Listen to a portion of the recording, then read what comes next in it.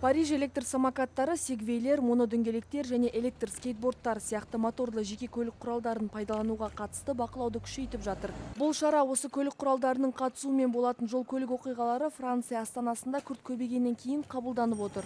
136 accidents corporels ont été impliqués depuis le début de l'année des engins de ce type, et soit une augmentation de 12%. C'est donc la seule catégorie des usagers de la route qui augmente en matière d'accidents corporels à Paris. Парижде бірнеше ондаған полиция қызметкері көшелерді аралап, барлық жүргізушілер үшін жақында міндетті болған дулыға мен жарық шағылыстыратын киім кию талабын тексеріп жүр. Certains semblent encore le découvrir, c'est la raison pour laquelle nous faisons encore de l'explication.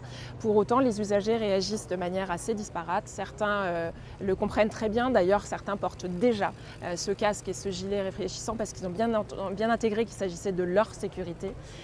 Certains en revanche, effectivement, considèrent que c'est une norme supplémentaire. Franchement, pour soi-même, c'est bien pour la sécurité parce que je connais quelqu'un qui travaille à l'hôpital, il nous a dit qu'il reçoit plein de gens à chaque fois,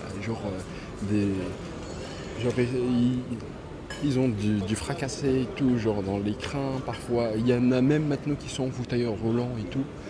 Donc j'ai dit c'est mieux pour soi-même, pas par rapport à les flics et tout, mais franchement c'est mieux pour la santé de nous-mêmes d'avoir le casque. Ouais. Moi je pense qu'il faut mieux laisser les gens libres et faire ce qu'ils veulent. Et après, s'ils ont un accident, c'est tant pis pour eux, quoi. On va pas commencer à prendre tout le monde par la main et les obliger à mettre un gilet, mettre un casque parce qu'il y a tant d'accidents par an ou je sais pas quoi. Après, on est plus libre de faire ce qu'on veut. Париж моторлы шағын көлік құралдарын пайдалануға қатысты талаптарды күшейткен жалғыз ірі қала емес. Басқа қалалар, соның ішінде Брюссельде толық тыйым салу, талаптарды қатаңдату немесе қауіпсіздік құралдарын міндетті түрде қолдану сияқты шараларды енгізді.